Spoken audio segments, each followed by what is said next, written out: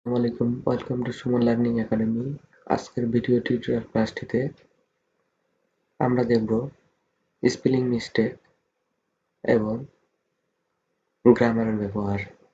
তো যারা এখনো আমার চ্যানেলটি সাবস্ক্রাইব করেনি তারা সাবস্ক্রাইব করে নেবেন। তো চলুন আজকের ক্লাসটি শুরু করা যাক।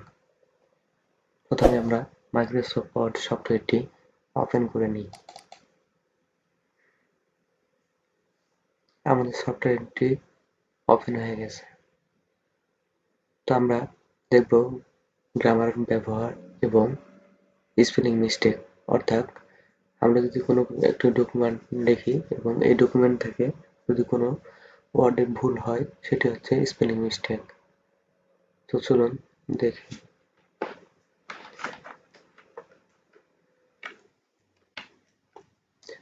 যেমন ফোকাস, ফন্ট সাইজ বড় করে নিই।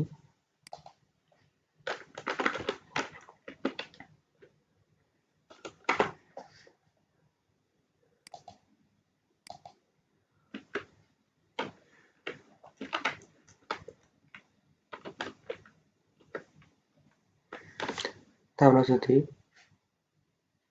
এখন স্পেস দিই তাহলে আমাদের লেখাটি ভুল হয়ে গেছে।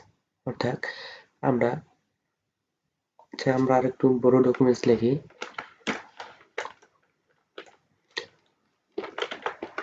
আমার সোনার বাংলা তোমায় বাসি। তো এইখানে আমার সোনার বাংলা আমি তোমায় ভালোবাসি, এখানে আমার এটি একটি স্পেলিং, এখানে গ্রামারের ভুল রয়েছে। অর্থাৎ আমার এটি হচ্ছে একটি বাংলিশ লেখা, অর্থাৎ বাংলা লেখা আমরা ইংরেজি ওয়ার্ড দিয়ে লিখি, এটি আমাদের একটি স্পেলিং। তো এখানে আমাদের এটি একটি ভুল, গ্রামারের ভুল। তাহলে গ্রামের ভুলটা আমরা বুঝতে পারলাম, অর্থাৎ আমাদের যেখানে লাল দাগ উঠবে, অর্থাৎ এই ড্যাশ চিহ্নটি যেখানে লাল দেখাবে সেখানে হচ্ছে ভুল। তো আমরা আরেকটু ভালোভাবে ক্লিয়ার হয়ে নিই।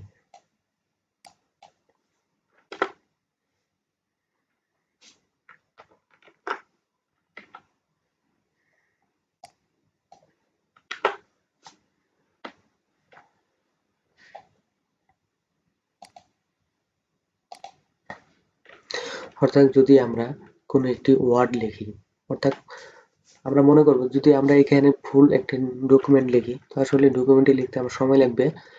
তো আমরা যদি একটি সেন্টেন্স লিখি বা একটা ওয়ার্ড লিখি, যেমন SU ডবল সি ই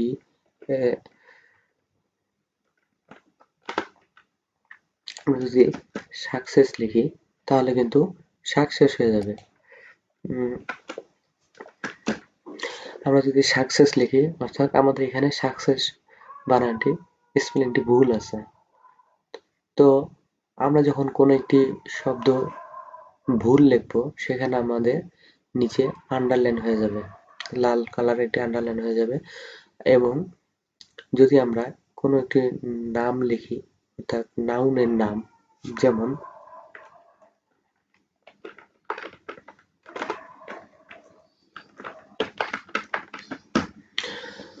অর্থাৎ আমার এই শব্দটি একটি ভুল কিন্তু এই শব্দটি সঠিক, অর্থাৎ এটি একটি নাউন।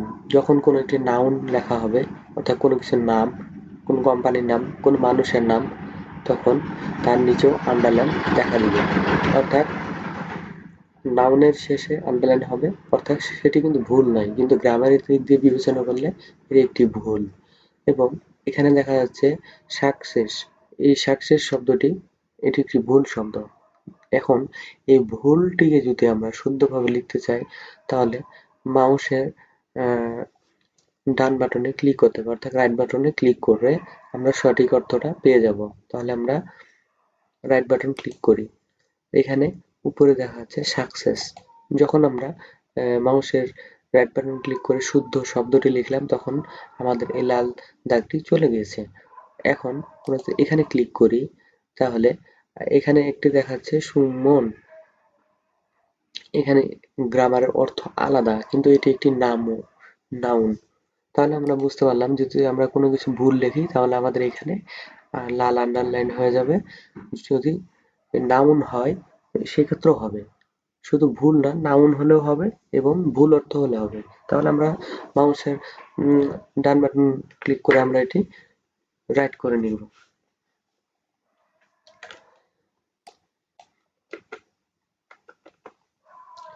তো এখন আমরা আরেকটি অর্থ দেখি যে আমরা যদি কোনো ওয়ার্ড লিখি, যেমন বাংলাদেশ, BANGLADES, বাংলাদেশ। তো আমরা যদি প্রথম সেন্টেন্সের প্রথম ওয়ার্ডের প্রথম বর্ণটি অর্থাৎ এই বি লেখাটি ছোট হাতে লিখি, এটি অটোমেটিকলি বড় হাতে নিয়ে নিবে। যখন আমরা স্পেস দিব, স্পেস দিয়ে দিলাম, বড় হাতে নিয়ে নিল। আবার তারপরে যদি আমরা ছোট হাতের দিই, সেক্ষেত্রে স্পেস দিলে ছোট হাতেরই থাকবে। এটি করার কারণ হচ্ছে, আমরা এটি কিভাবে করব, অর্থাৎ এটি করার জন্য আমাদের এই আইকনে চলে যেতে হবে এবং অপশনে গিয়ে প্রুফিংয়ে আমরা চলে যাব অটো কারেক্ট অপশনে আমরা আমাদের যে এখানে ক্যাপিটাল, এখানে কিছু সেন্টেন্স রয়েছে, capitalised first letters of sentence, capitalised first letter of table sell, capitalised name of dish.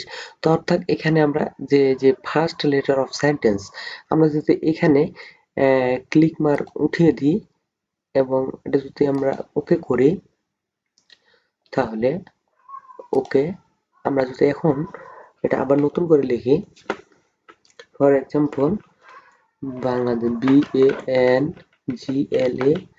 BANGLADES, Bangladesh.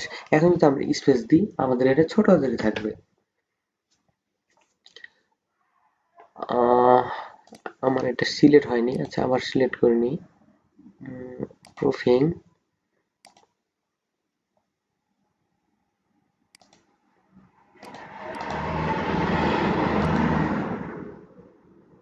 name of days, develop sentence, correct to suppress, ওকে ওকে।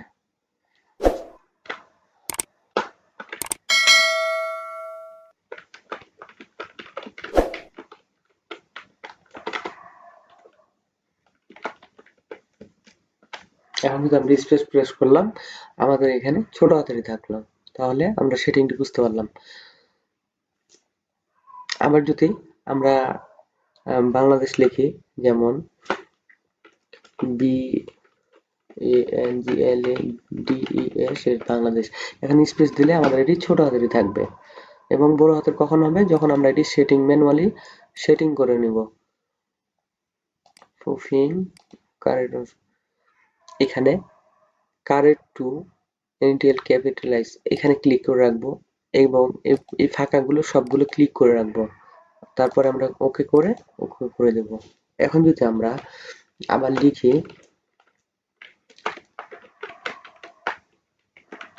বাংলাদেশ, এখন আমরা যদি স্পেস দিই, বড় হাতের হয়ে যাবে, অটোমেটিকলি বড় হাতের হয়ে গেছে। তো আমরা এই অপশনগুলো টিক মার্ক দিয়ে রাখবো, যেগুলো অটোমেটিক, কিছু কিছু অটোমেটিক টিক মার্ক দেওয়া থাকবে, যেমন অটো কারেক্ট অপশন, এগুলোতে কিছু কিছু দেওয়া থাকবে না, আমরা ফুললি সবগুলো কারেক্ট করে রাখবো।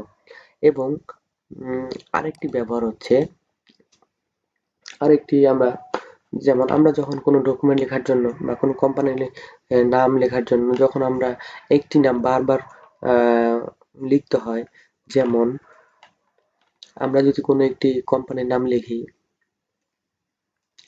বা কোনো কিছুর নাম লিখি, যেমন আমার নামে যদি আমি SUMON সুমন লিখি, বা আমার নাম হচ্ছে সুমন, SUMON সুমন, কিন্তু আমি যদি এখানে আমার নামটা ভুল লিখি, for example U M A N, এখানে যদি আমি এম এ দিই অর্থাৎ ভুল লিখি, আমার এখানে নামটি ভুল আছে, S U M A N, এখানে এ না হয়ে ও হইতো, তাহলে আমরা যদি এখানে ভুল লিখি তাহলে অটোমেটিকলি আমাদের এটা শুদ্ধ করে নিয়ে নেবে। যেমন এখানে আমাদের আগে সেটিং করে নিতে হবে। তো সেটিংটা হচ্ছে অটো কারেক্ট অপশন, এই যে এখানে একটি এক্সাম্পল দেখি। তো এখানে আমি S E S U M A N এবং শুদ্ধটা হবে সুমন। ওকে,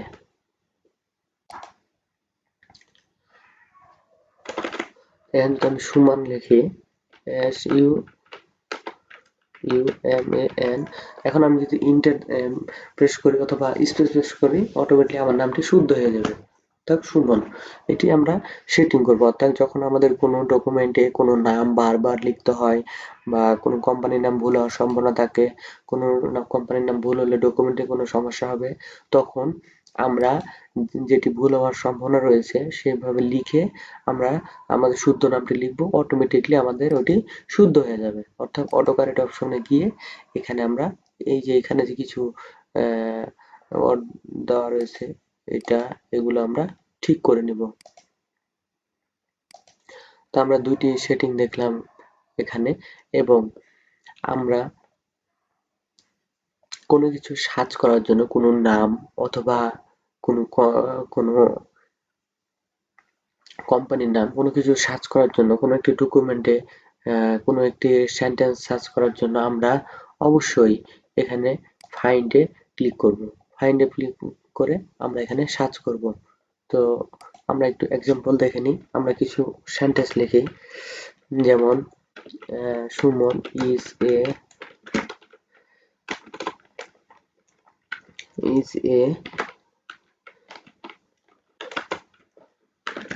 ভেরি গুড স্টুডেন্ট। তো এখানে যদি আমরা সার্চ করে লিখি স্টুডেন্ট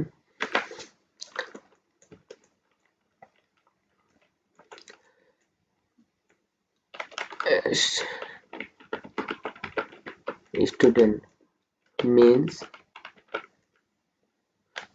আমরা যদি এই পর্যন্ত লিখে রাখি এবং আমরা যদি এখন এখানে সার্চ করি যে এখানে স্টুডেন্ট রয়েছে দুইবার, তো আমরা যদি এখানে সার্চ করি স্টুডেন্ট,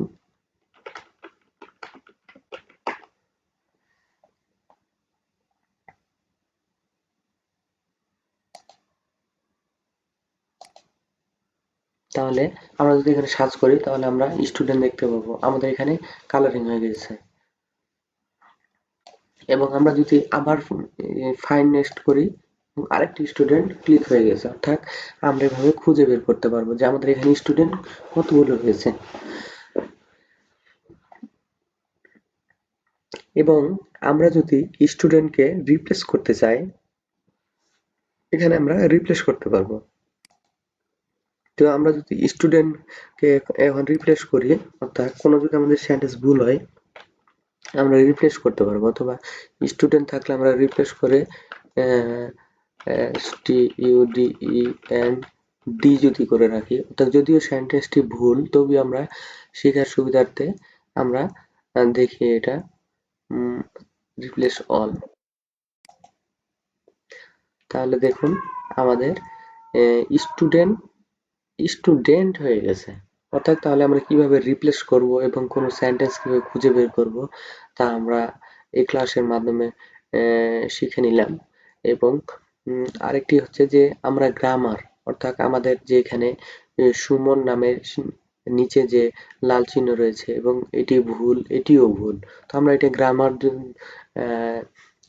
দিয়ে আমরা যদি এখানে ট্রান্সলেশন করি তাহলে আমরা রিভিউতে যাব, রিভিউতে গিয়ে স্পেলিং অ্যান্ড গ্রামারে গিয়ে আমরা এখানে দেখব যে আমাদের কোন সেন্টেন্সটি ভুল রয়েছে।